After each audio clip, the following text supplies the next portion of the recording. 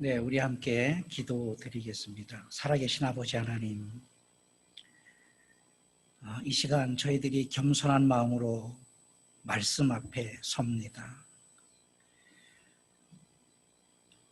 우리 삶의 생각 끝에 말씀이 있는 것이 아니라 생각의 시작점에 말씀이 있게 하시고 주의 말씀을 따라 주의 말씀에 순종하며 그 말씀이 우리들의 삶의 이정표가 되게 하옵시고 좌표가 되게 하옵시고 나침판이 되게 하여 주셔서 인생을 살아가는 일에 있어서 말씀을 떠나서 방황하지 않도록 하나님 도와주시옵소서.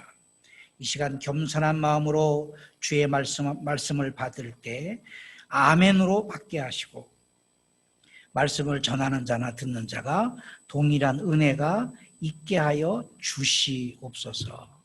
예수님 이름으로 기도하옵나이다. 아멘. 네, 반갑습니다, 여러분. 오늘 마태복음 10장 38절 말씀, 또 자기 십자가를 지고 나를 따르지 않는 자도 내게 합당하지 아니하니라. 이 말씀으로 이 시대에 내가 져야 할 십자가에 대해서 함께 하나님 말씀 나누겠습니다. 내가 져야 할 십자가입니다. 한국 교회가 져야 할 십자가가 아니고 요르단에 있는 많은 기독교인이 져야 할 십자가가 아니고 전 세계에 흩어져 있는 기독도들이 져야 할 십자가가 아니고 어떤 특별한 사명자가 져야 할 십자가가 아니라 내가 져야 할 십자가입니다. 목사는 목사로서 십자가를 져야 되고 사모는 사모로서 십자가를 져야 되고 또 사역자는 사역자로서 십자가를 져야 되고 집사는 집사님으로서 권사님은 권사님으로서 또 어린 아이들까지라도 각자에게 주어진 분량의 내가 져야 할 십자가를 바르게 지으면 한국 교회 문제 해결되고 세계 교회 문제 해결되고 하나님께서 기뻐하시는 교회가 되고 하나님께서 기뻐하시는 신앙인이 되리라 믿습니다. 이 말씀을 자세히 읽어보면 또 자기 십자가를 져야 된다. 이 말씀을 빗대어 보면 앞절에 다른 조건의 말씀이 있다라는 겁니다. 십자가만 이야기하는 것이 아니라 또 자기 십자가를 지고 나를 따라야 된다라는 것입니다. 36절에 보면 이렇게 말씀하고 있습니다. 사람의 원수가 자기 집안 식구리라. 황당하죠? 원수가 어디 있느냐? 저 다른 곳에 있는 것이 아니라 나와 한 이불을 덮고 자는 사람, 나와 한 솥밥을 먹고 한 테이블에 앉아서 밥을 먹는 사람, 나를 아버지라 부르고 내가 아버지라고 부르는 사람, 내가 아내라 부르고 나를 남편이라 부르고 내가 아들이라 딸이라고 말하는 그 사람, 그 공동체 안에 원수가 있다. 충격적인 말씀입니다. 우리는 이 말씀을 우리의 삶에 어떻게 적용을 해야 할까요? 집안의 원수가, 집안 식구가, 가족 구성원이 원수가 되는 이유가 35절에 설명하고 있습니다. 내가 온 것은, 예수 그리스도가 온 것은 사람이 그 아버지와 딸이 어머니와 며느리가 시어머니와 화목하게 하려 함이 아니라 불화하게 하려 합니다. 의견이 안 맞는 거예요. 더 황당한 말씀이 있습니다. 예수님을 믿으면 가정이 화목되고 서로 사랑하게 되고 서로 기쁨이 충만해야 되는데 아버지와 딸, 어머니와 며느리, 시어머니가 서로 싸우고 불화한다. 37절에 계속해서 말씀하고 있습니다. 아버지나 어머니를 나보다 더 사랑하는 자는 내게 합당치 아니하고 아들이나 딸을 나보다 더 사랑하는 자도 내게 합당치 아니한다. 여러분, 이 말씀을 문자적으로 해석하게 되면 가정을 깨트려야 한다라는 의미가 됩니다. 그래서 실제로 성경을 잘못 해석한 이단들은 이 말씀을 근거해서 가정을 버리게 하고 가족 구성원을 버리게 하고 자신들이 세운 공동체에서 집단 생활하게 하는 경우도 있습니다. 지금 한국에도 있고 있습니다. 우리는 이 말씀을 어떻게 이해해야 되며 어떻게 적용해야 될까요? 하나님 말씀을 우리가 해석하기 전에, 하나님 말씀을 우리가 이해하기 전에 하나님 말씀을 이해한다, 하나님 말씀을 우리가 해석한다라고 할 때 이해한다, 해석한다라는 것은 인간의 이성을 위한 것입니다. 인간은 영적인 존재임과 동시에 이성적 인간입니다. 그 영적인 것과 이성이 늘 이렇게 충돌할 수밖에 없습니다. 자, 그런데 만약에 우리가 이성을 무시하면 이성으로 왜 그런 말씀을 주셨을까?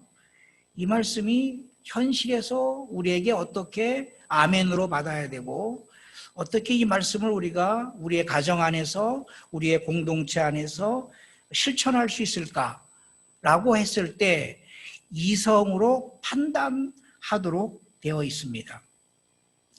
만약에 우리가 이성을 무시한다고 하면 이성을 무시해서 무조건 믿어야 돼.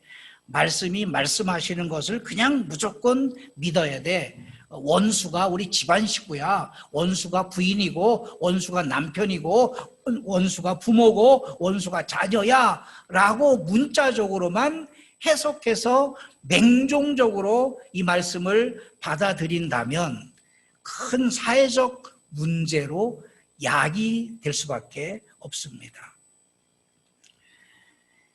이성이 하나님 말씀 앞에 순복할 때 이 말씀이 그런 의미가 있구나. 이 말씀에 그런 역사적 뿌리가 담겨 있구나 라고 이성이 무릎을 치며 탐복할 때 우리의 믿음은 증폭되게 되어 있습니다.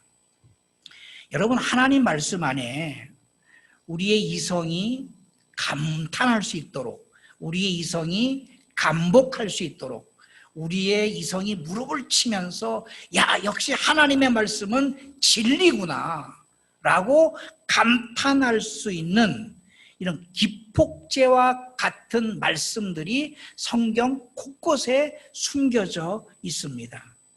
그래서 우리가 그 성경을 해석하고 성경을 설교로서 성경 공부를 통해서 그 말씀을 우리가 이해할 때 우리의 이성이 감복하고 감탄할 때 우리의 믿음은 폭발하게 되고 증폭하게 되는 것입니다. 성경이 이해 안 가는 것은 성경은 역사이기 때문에 그렇습니다. 성경은 종교적 교훈서가 아니라 역사입니다.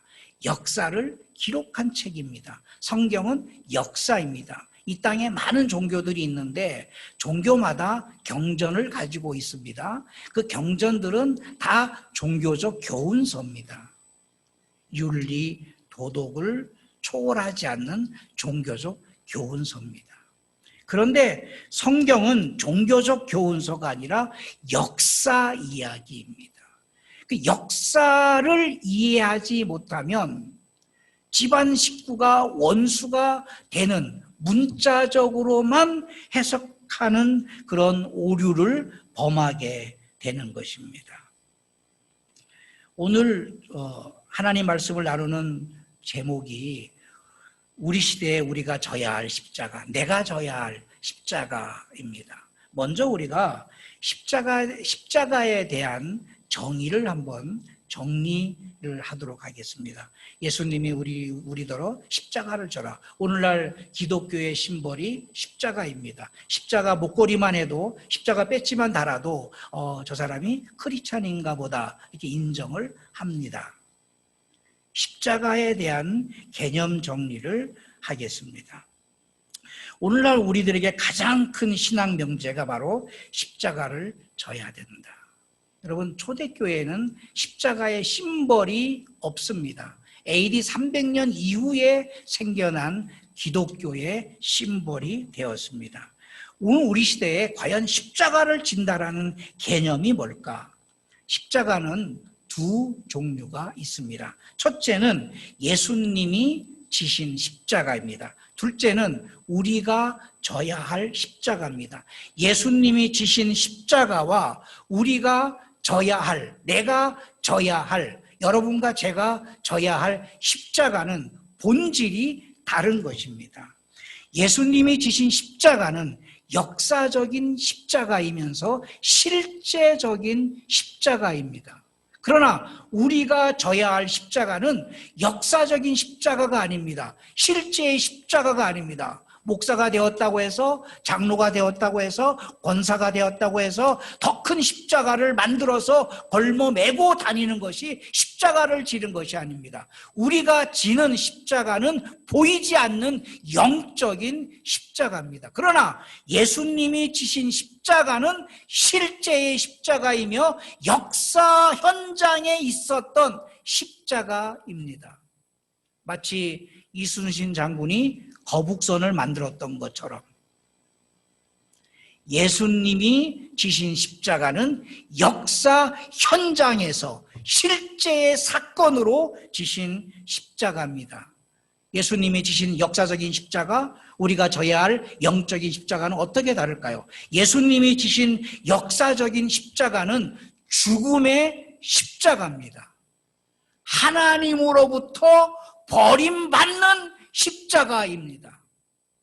그러나 우리가 져야 할 십자가는 생명의 십자가입니다. 하나님의 자녀가 되는 십자가입니다. 구원받음의 십자가입니다. 용서받음의 십자가입니다. 하나님 나라를 상속받는 십자가입니다. 그리스도인으로서 거듭나는 십자가입니다. 본질이 다른 거예요. 예수님이 지신 십자가, 죽음의 십자가, 형벌의 십자가, 하나님이 하나님의 독생자이신 하나님의 아들을 버리시면서까지 형벌을 하셨던 십자가입니다.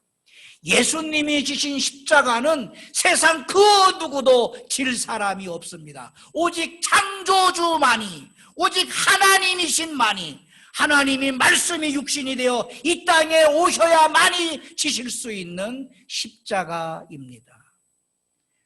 우리가 져야 할 십자가는 예수님이 지신 십자가를 흉내내는 것이 아니라 그 십자가의 의미를 믿는 것입니다. 그리고 우리가 져야 하는 십자가는 내가 그 십자가를 짐으로 영생을 얻고, 내가 그 십자가를 짐으로 구원을 받고, 내가 그 십자가를 짐으로 거듭나고, 내가 그 십자가를 짐으로 하나님의 자녀가 되는 것입니다. 마태복음 7장 9절 11절에 이렇게 말씀합니다. 너희 중에 누가 아들이 떡을 달라 하는데 돌을 주며 생선을 달라 하는데 뱀을 줄 사람이 있겠느냐? 너희가 악한 자라도 좋은 것으로 자식에게 줄 알거든 하물며 하늘에 계신 너희 아버지께서 구하는 자에게 좋은 것으로 주시지 않겠느냐. 이 말씀에 빗대어 보면, 이 말씀을 거울 삼아 보면 우리가 져야 하는 십자가와 예수님이 지신 십자가가 확연히 다를 수밖에 없다라는 것입니다. 예수님이 죽음으로 죽음의 길을 가면서 나도 죽었으니 너희도 죽어라. 너희 십자가를 지고 너희도 죽어야 된다. 너희도 고난받아야 된다. 너희도 고통이 있어야 된다.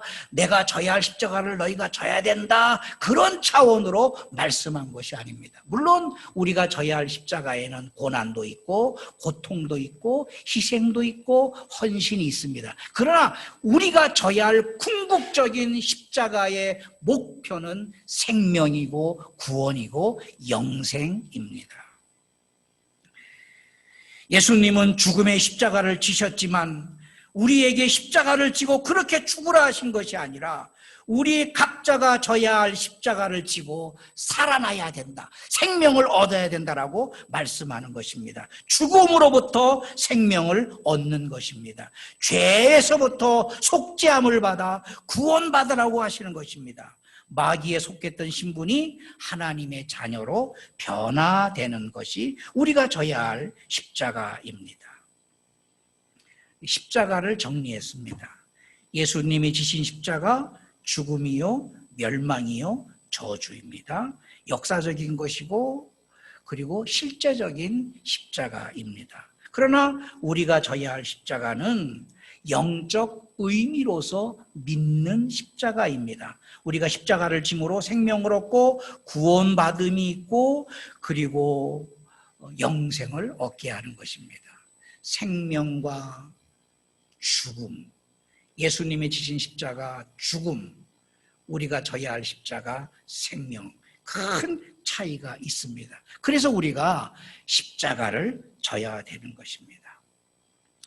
오늘 본문 말씀 마태복음 10장 37절에서 38절에 세 가지 주님께 합당하지 않는 것이 세 가지에 대해서 말씀하고 있습니다. 첫째, 자기 부모를 나보다 예수님보다 더 사랑하는 사람은 예수님께 합당하지 않다. 둘째, 자기 아들, 딸을 예수님보다 더 사랑하는 사람도 예수님께 합당하지 않다. 셋째, 누구든지 자기 십자가를 지고 나를 따르는 사람도 내게 합당하지 않다. 우리는 멈춰야 될 것이 많습니다. 아니 기독교인들이 왜 그래? 아니 교회가 왜 그래? 아니 목사들이 왜 그래? 아니 직분자들이 왜 그래? 그런 말들을 멈춰야 됩니다. 한국 교회가 문제가 있다. 문제가 뭡니까? 내가 져야 할 십자가를 바르게 지지 않았기 때문에 한국 교회가 문제가 있는 것이고 세계 교회가 문제가 있는 것입니다.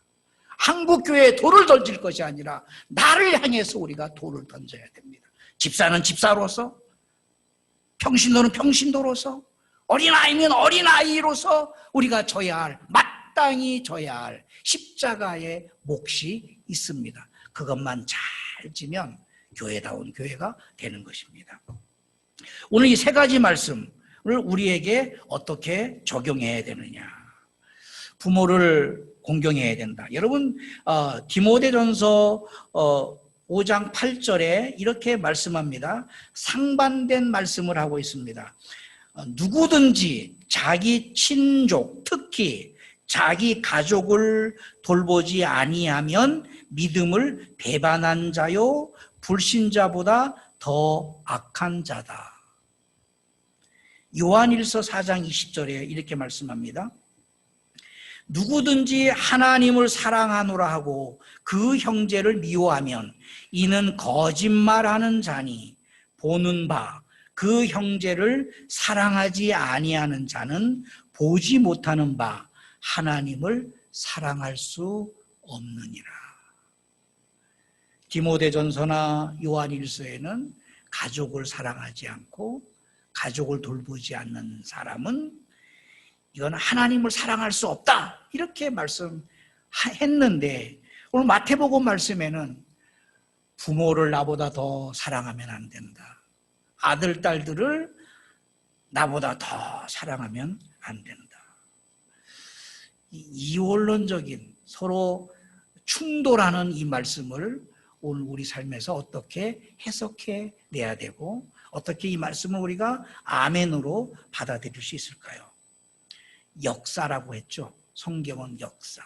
한 절 한 절 말씀, 한 절 한 절 말씀이 역사의 뿌리를 담고 있습니다. 그래서 신약 성경이 이해가 안 가는 부분들이 많습니다. 얼토당토한 말씀들이 툭툭 튀어나오는 이유가, 그렇게 말씀하시는 것은 너희가 역사를 알고 있을 것이다. 너희가 역사를 공부해야 된다.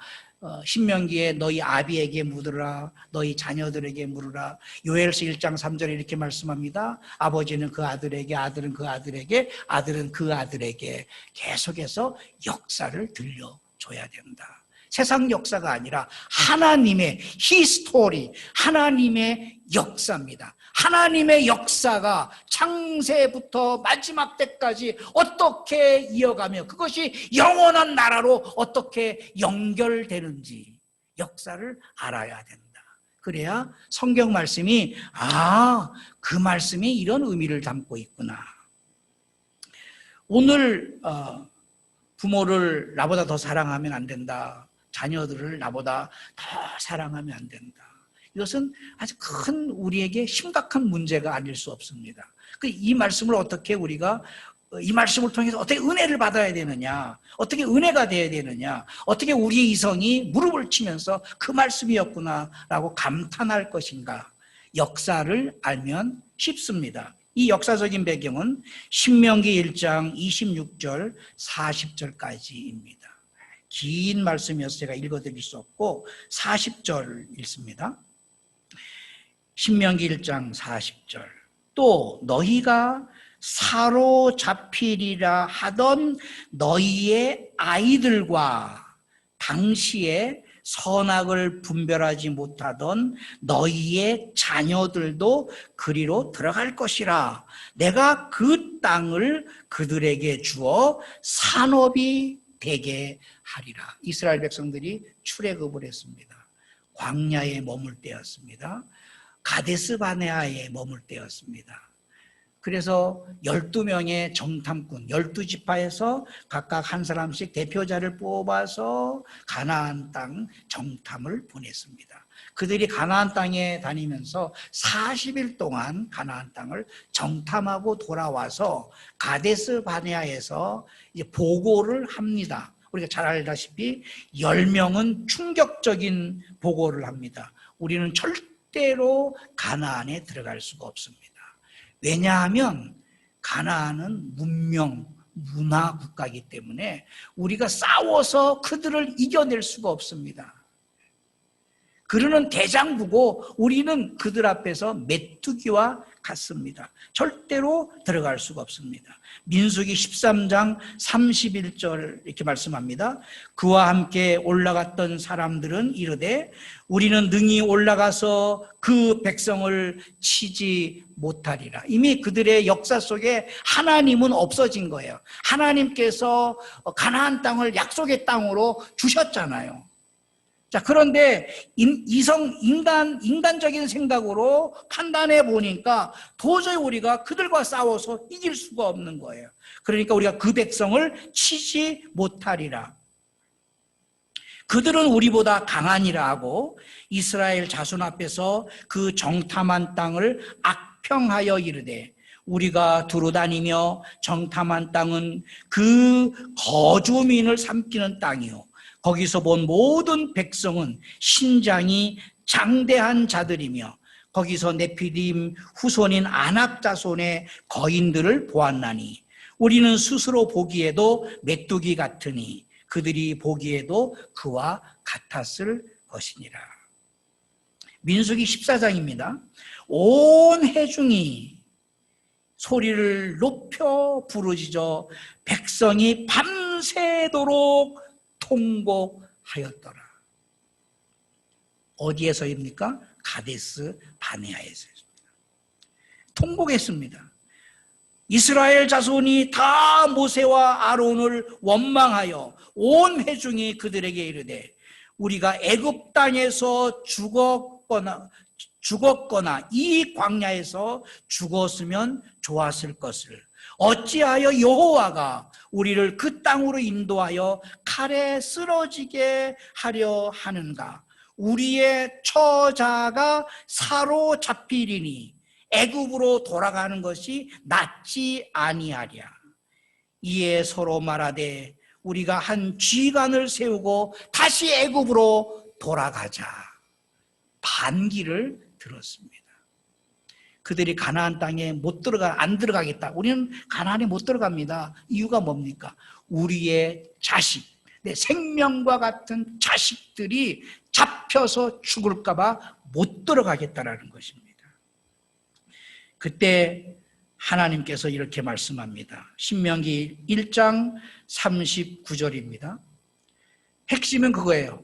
가나안 땅에 들어가지 못하는 이유, 우리의 자식 때문에 못 들어간다는 겁니다. 오늘날 똑같습니다. 우리가 이사해야 되는 이유가 뭘까? 자식 때문이 아닙니까? 그런데 우리는 조금 바꿔야 돼요. 주를 위해서 이사를 해야 되는 거죠. 하나님께로 더 가까이 가기 위해서 이사를 해야 되는 거죠. 거기에 하나님께서 덤으로 자녀들에게도 함께하는 가족 공동체에게도 복을 주시리라 믿습니다. 약속의 땅, 그 약속의 땅을 우리는 못 들어갑니다. 이유가 뭐냐? 자식들이 불쌍합니다. 철없는 자식이, 내 생명과 같은 내 자식, 이 자식이 거기 들어가면 그 대장부 같은 그 사람들 앞에 노예가 되지 않겠습니까? 희롱을 당하지 않겠습니까? 그래서 우리는 차라리 여기서 죽든지 아니면 지도자를 다시 세워서 애굽으로 다시 돌아가겠다, 이런 이야기를 합니다. 그랬더니 신명기 1장 39절에 이렇게 말씀합니다. 또 너희가 사로잡히리라 하던 너희의 아들들은 내가 그 땅으로 들어가게 하겠다. 그 땅을 차지하게 하겠다. 너희가 염려스럽고 자녀들을 위해서 그렇게 목숨같이 아꼈던 그 자식들을 위해서 가나안 땅에 들어가지 못한다라고 말했던 그 아이들은 내가 책임져서 그 땅에 들어가서 주인이 되게 하겠고, 그러나 너희들은 그 땅에 못 들어가고 이 광야에서 40년 동안 유리방황하며 이 광야에서 죽을 때까지 내가 기다리겠다, 이렇게 말씀했습니다. 민수기 14장 28절에 충격적인 말씀을 하십니다. 그들에게 이르기를, 그들이 누굽니까? 못 들어갑니다. 우리 못 들어갑니다. 못 가요. 우리 못해요. 안 돼요. 목사님 안 돼요. 그거 안 돼요. 세상이 지금 어떤 시대인데 안 됩니다. 말씀과 세상은 달라요. 안 됩니다. 똑같은 상황입니다. 그들에게 하나님께서 말씀합니다. 그들에게 이르기를 여호와의 말씀에 내 삶을 두고 맹세하노라. 하나님이 삶을 두고 맹세하노라라고 말씀하실 때 그 삶은 역사라고 이해하면 됩니다. 너가 역사를 한번 들추어봐라. 역사를 한번 살펴봐라. 창조 이후의 모든 역사가 기록되어 있으니까 그 역사를 들추어 보면 하나님은 어떤 분이시며 하나님이 기뻐하는 사람은 어떤 사람이며 하나님의 계획은 무엇이며 하나님의 비전은 무엇인지, 신앙생활 한다는 것이 무엇인지, 하나님을 기쁘게 하는 것이 무엇인지 역사에 증언하고 있다. 내 삶을 두고 맹세하노라. 너희 말이 하나님의 귀에 들린 대로 내가 행하겠다. 안 된다, 안 돼요, 안 됩니다. 그러면 안 돼? 그러면 안 되겠다. 유대 경전에 이런 말이 있습니다. 랍비 문서에 이런 말이 있습니다. 힘들어요. 요즘 삶이 어떠세요? 힘들어요. 불경기예요. 요즘 코로나 시대잖아요. 너무 힘들어요. 아주 죽지 못해 살아냅니다. 그렇게 말하면 하나님께서 그 소리를 들으시고, 그래, 힘들어.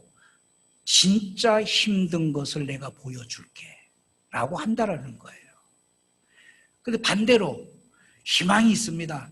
지금은 당장에 힘들지만 희망이 있습니다. 포스트 코로나 시대 이후에 또 다른 하나님께서 나를 준비하고 계십니다. 나는 그때를 위해 준비합니다. 지금 당장은 고난이고 고통이지만 이 고난과 고통이 나에게 약이 되고 나를 더 푸른 초장으로 인도할 것이라고 나는 믿습니다. 나는 견딜 수 있습니다. 힘들지 않습니다. 라고 고백하면 하나님이 그 소리를 들으시고, 그래, 힘들지 않아. 내가 너에게 가장 좋은 길로 인도해 줄게. 그것이 시편 23편입니다. 여호와는 나의 목자다. 가장 목동은 고민하는 거예요. 어떻게 하면 내 양떼들로 하여금 푸른 초장으로 쉴만한 물가로 인도할까? 비록 지금은 사막을 걷지만, 지금 어둠의 터널을 걷지만, 지금 코로나 시대여서 지금 세상이 다 정체되어 있는 것 같지만 하나님께서 푸른 초장을 보시고 빛 가운데로 우리를 인도하기 위해서 우리를 준비시키고 계심을 믿습니다. 여러분, 우리가 12명의 정탐꾼을 2명만 알죠. 여호수아, 갈렙입니다. 그런데 성경은 민수기 13장에 보면 10명의 정탐꾼 이름을 기록하고 있습니다. 역사의 본보기. 예를 들면 이와 같은 거예요. 우리나라 일본 압제 시대를 열었던 이 누구 역사의 본보기가 되는 것이죠. 민수기 13장 4절에 16절에 보면 10명의 이야기를 담고 있습니다.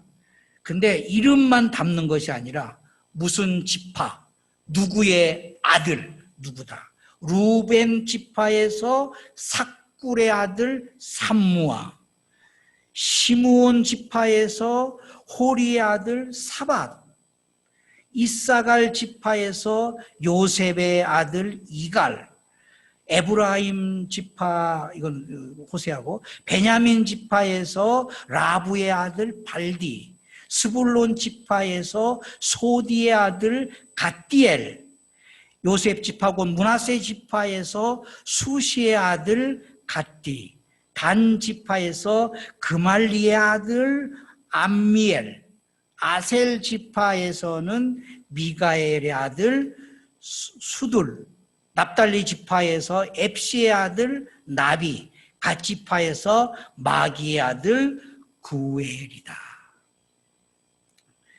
이 이름들을 모세가 꼼꼼하게 기록했습니다. 역사의 본보기가 되게 하는 거예요. 어떤 삶을 우리가 살아나야 되느냐. 자녀를 사랑한다면, 정말 우리가 자녀를 사랑한다면, 이스라엘 백성들이 하나님 앞에서 정말 우리는 죽어도 좋습니다. 우리 자녀만은 살려주십시오. 그게 부모의 심정 아닙니까? 자, 그렇다면 자녀를 사랑한다면 가장 1순위로 그들이 해야 할 순종이 뭡니까? 가나안으로 들어가는 겁니다. 들어가겠습니다. 우리는 싸워서 이길 수 없습니다. 우리는 능력이 없습니다. 아무것도 가진 게 없습니다. 지팡이밖에 없습니다. 그러나 하나님이 함께 하시면 능히 우리는 가나안을 정복할 수가 있습니다. 들어갑니다. 들어가면 우리가 당장 눈에 보이는 것은 우리의 자녀들 때문에, 우리 아들 때문에 지금 고3이거든요. 움직일 수가 없어요. 교회 나올 수가 없어요. 봉사할 수가 없어요. 지금 아이가 갓난의 젖먹이거든요. 교회 나올 수가 없어요. 당장에 보기에는 자녀를 굉장히 사랑하는 것 같지만 하나님이 우리의 어린 자녀들의 생명을 보장해 주지 않으시면 우리가 아무것도 할 수 없습니다. 밥은 먹여줄 수 있고 옷은 사줄 수 있고 좋은 환경에서 머물게 해줄 수는 있지만 그의 마음, 그의 생각을 우리가 터치할 수가 없습니다. 아버지나 어머니를 나보다 더 사랑하는 자는 내게 합당하지 아니하고 아들이나 딸을 나보다 더 사랑하는 자도 내게 합당치 아니하며 또 자기 십자가를 지고 나를 따르지 않는 자도 내게 합당치 아니하니라. 우리의 사랑하는 자녀들의 생명은 부모의 관심만으로 지켜낼 수가 없습니다. 우리의 부모의 생명도 자녀의 효성으로만 지켜드릴 수가 없습니다. 생명은 오직 하나님의 것입니다. 내 것도 하나님의 것이고 내 부인도 하나님의 것이고 내 사랑하는 아들, 딸도 하나님의 것입니다. 아들, 딸을 지켜내는 방법은 우리가 십자가를 지는 것입니다. 가나안으로 들어가는 것입니다. 우리에게 맡겨진 사명을 감당하신 것입니다. 그 생명을 지키기 위해서 우리가 먼저 헌신하고 순종해야 될 줄 믿습니다. 자녀 때문에, 부모 때문에, 가족 때문에, 사업 때문에, 직장 때문에, 시험 공부 때문에, 그 무엇 때문에 하나님이 우리에게 맡기신 일을 멈추지 말라는 강력한 말씀입니다. 사랑하는 성도 여러분, 이 시대에 내가 져야 할 십자가는 무엇입니까? 오늘 우리의 이름이 여호수아 갈렙처럼 2명의 이름에 속해 있어야 할까요? 아니면 10명이었던 다수의 이름에 속해야 할까요? 우리가 져야 할 십자가를 바르게 지고 주님을 따르는 성실한 주님의 제자가 되기를 예수 이름으로 축복합니다. 아멘. 살아계신 아버지 하나님, 역사에 담겨진 이 비밀을 우리가 알았습니다. 더 사랑하게 하여 주옵소서. 자녀를 사랑하기 때문에, 가족을 사랑하기 때문에 주님을 더 사랑하여서 우리의 자녀들이, 우리의 가족들이 하나님의 보호하심을 받을 수 있도록 주님 인도하여 주시옵소서. 예수님 이름으로 기도하옵나이다. 아멘.